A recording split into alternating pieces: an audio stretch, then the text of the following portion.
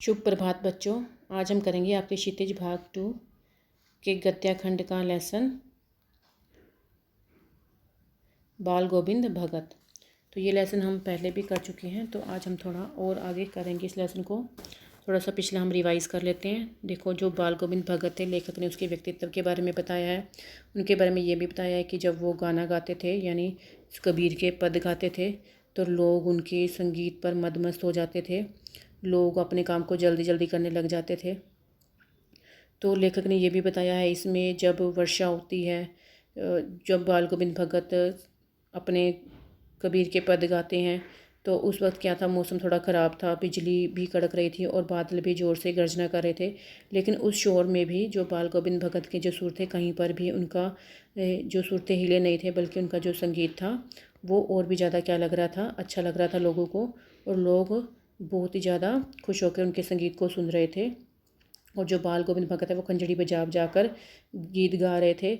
और वहाँ पर जो दादरू हैं, दादरू बोलते हैं मेंढक को, क्योंकि उनकी जो टर की जो आवाज़ थी वो भी मतलब क्या थी, एक तरह से बाल गोविंद भगत के संगीत में उनकी जो मेंढकों की जो आवाज़ थी वो भी एक तरह से क्या हो गई थी, गुम हो गई थी। तो ये आगे उन्होंने गाना गाया था, गोदी में बेवक्का चमक उठे सखियाँ चिहुक उठे ना, हाँ पिया तो गोद में ही है। अब ये देखो, यहाँ तक हमारा हो गया था, तो आगे हम लेसन अब पढ़ेंगे। किंतु वह समझती है वह अकेली है, चमक उठती है चिहुक उठती है, उसी भरे बादलों वाले भादों की आधी रात में उनका यह गाना अंधेरे में अकस्मात कौंध उठने वाली बिजली की तरह किसी ने चौंका देता। अब देखो, कहते हैं कि इस बादलों भरी रात में, क्योंकि जब बादल छाते हैं तो अंधेरा ही अंधेरा छा जाता है ना, तो कहते हैं कि इस अंधेरे में भी उनका जो गाना था वो एक तरह से लोगों को चौंका देता था। अरे अब सारा संसार निस्तब्धता में सोया है, बाल गोविंद भगत का संगीत जाग रहा है, जगा रहा है तेरी गठरी में लागा चोर मुसाफिर जाग जरा। अब देखो, ये गाना ही है बेटा। वो कहते हैं कि सारा संसार जहाँ पे सोया हुआ है, वहीं जो बाल गोविंद भगत का संगीत है वो क्या कर रहा है, जागा हुआ है, और लोगों को भी क्या कर रहा है, जगा रहा है। और देखो, कार्तिक आया नहीं कि बाल गोविंद भगत की प्रभातियाँ शुरू हुई जो फागुन तक चला करती। अब देखो, यहाँ पे जो लेखक है वो कहता है कि जब कार्तिक मास का महीना शुरू होता है, तो उस वक्त क्या होता है कि जो बाल गोविंद भगत है वो प्रभातियाँ निकालते थे। तो वो जो प्रभातियाँ थी वो क्या होती थी, वो फागुन मास तक चलती थी। इन दिनों वह सवेरे ही उठते, न जाने किस वक्त जग कर वह नदी स्नान को गांव से 2 मील दूर वहाँ से नहा धोकर लौटते और गांव के बाहर ही पोखरे के ऊंचे भिंडे पर अपनी खंजड़ी लेकर जा बैठते और अपने गाने टेरने लगते। अब यहाँ पे जो लेखक है वो कह रहा है कि, अब देखो बेटा, यहाँ पे जो लेखक है वो कहते हैं कि जो बाल गोविंद भगत थे, जब वो प्रभातियाँ पर जाते थे तो वो उस वक्त क्या करते थे, सुबह सुबह ही नदी में स्नान करने के लिए चले जाते थे, जो उनके गांव से 2 मील दूर थी। जब वो नहा धोकर वहाँ से लौटते तो गांव के बाहर एक पोखरे लिखा है, पोखरे होता है तालाब, और वहाँ पे लिखा है ऊंचे भिंडे। ये होता है एक टीला होता है जो मिट्टी से बना हुआ है, एक तरह से ऊंचा स्थान, आप चबूतरा भी बोल सकते हो। और टेरना होता है ऊंची आवाज़ में गाना गाना।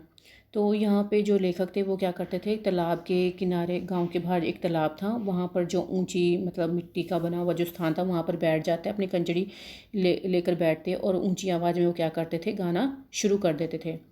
मैं शुरू से ही देर तक सोने वाला हूँ, किंतु एक दिन माघ की उस दांत किटकिटाने वाली भोर में भी उनका संगीत मुझे पोखरे पर ले गया था। अब देखो, जो लेखक है वो कहता है कि मैं देर तक सोता हूँ, लेकिन एक बार उन्होंने क्या किया कि मतलब उन्होंने बाल गोविंद भगत के संगीत को सुना। तो कहते हैं कि मतलब दांत आपस में जब टकराते हैं, ऐसी मतलब सुबह थी और मतलब सर्दियों का मौसम था। उस वक्त क्या थी, बहुत ज़्यादा ठंड पड़ रही थी। तो लेखक के जो दांत थे वो भी आपस में किटकिटाने लगे थे। तो कहते हैं कि इतनी ठंड में भी मतलब वो जब उन्होंने उनके संगीत को सुना तो वो अपने आप को रोक ही नहीं पाए, वो भी वहाँ पर तालाब के पास चले गए। अभी आसमान के तारों के दीपक बुझे नहीं थे, हाँ पूरब में लोही लग गई थी जिसकी लालिमा को शुक्र तारा और बढ़ा रहा था। अब यहाँ पे देखो बेटा, लेखक क्या कहता है कि उस वक्त क्या था कि मतलब जो आसमान है उसमें क्या थे, अभी तारे दिखाई दे रहे थे, यानी जो तारे थे वो अभी मतलब पूरी तरह से छिपे नहीं थे। और पूरब की तरफ से जो क्या थी, एक तरह से रोशनी भी थी शुक्र तारे की। तो वो कहते हैं कि एक तरह से जो शुक्र तारा था वो भी लालिमा को बढ़ा ही रहा था। खेत बगीचा घर सब पर कुहासा छा रहा था। सारा वातावरण अजीब रहस्य से आवृत मालूम पड़ता था। उस रहस्यमय वातावरण में एक कुश की चटाई पर पूरा मुंह काले कंबले ओढ़े बाल गोविंद भगत अपनी खंजड़ी लिए बैठे थे। उनके मुंह से शब्दों का तांता लगा था। उनकी उंगलियां खंजड़ी पर लगातार चल रही थी। अब देखो यहाँ पे जो लेखक है वो कहता है कि मतलब पूरब में क्या था, एक तरह से मतलब लालिमा थी शुक्र तारे की। और क्या था वहाँ पे, मतलब प्रातःकाल की ही बोल सकते हैं कि वहाँ पे लालिमा थी। और चारों ओर खेतों में बगीचों में क्या था, कुआसा। कुआसा होता है कि एक तरह का कोहरा छाया हुआ था। तो जब वहाँ पे कहते कि एक अजीब ही तरह का वातावरण बना हुआ था, तो उस वातावरण में भी जो कहते कि उस रहस्यमय वातावरण में भी जो बाल गोविंद भगत थे वो क्या थे, मतलब पूर्व की ओर मुँह करके बैठे हुए थे एक चटाई पर। और उन्होंने अपने ऊपर काले कंबली, लिखा ना कंबली होता है कंबल, तो कहते कि कंबल ओढ़ा हुआ था। और बाल गोविंद भगत वहाँ पे अपनी खंजड़ी को बजाते हुए क्या कर रहे थे, अपने एक तरह से कबीर के पदों को गा रहे थे। और उनकी जो उंगलियाँ थी वो लगातार किस पर चल रही थी, खंजड़ी पर चल रही थी। गाते गाते इतने मस्त हो जाते, इतने सुरूर में आते, उत्तेजित होते कि मालूम होता अब खड़े हो जाएंगे। कमली तो बार बार सिर से नीचे सरक जाती। मैं जाड़े से कम कपा रहा था, किंतु तारे की छाँव में भी उनके मस्तक के शम बिंदु जब तब चमक ही पड़ते हैं। अब यहाँ पे देखो जो लेखक कहते हैं कि उनको ठंड लग रही थी, वो ठंड के कारण कप कपा रहे थे। लेकिन जो बाल गोविंद भगत थे वो क्या कर रहे थे, वो तो अपने गाने में मस्त थे।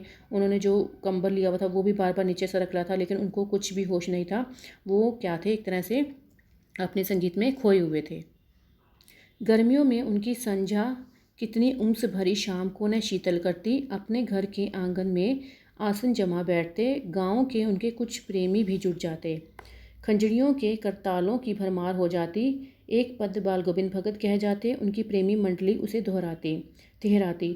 अब देखो गर्मियों की शाम तो बहुत और भी ज़्यादा क्या हो जाती थी, ठंडी हो जाती थी। वो क्या करते थे कि आंगन में बैठ जाते थे और गांव के कुछ और लोग भी आ जाते। तो जो खंजड़ियाँ होती थी, करताल होते थे, उनकी भी भरमार हो जाती, क्योंकि जो गांव के लोग थे वो भी बजाने लग जाते थे। तो एक पद जैसे बाल गोविंद भगत ने गाया, तो आगे जो उनकी प्रेमी मंडली थी यानी जो गांव के लोग थे वो क्या करते थे, बाल गोविंद भगत द्वारा गाए हुए गीतों को क्या करते थे, दोहराते थे। कभी 2 बार दोहरा देते थे, तो कभी 3 बार दोहरा देते थे। धीरे धीरे स्वर ऊंचा होने लगता, एक निश्चित ताल, एक निश्चित गति से।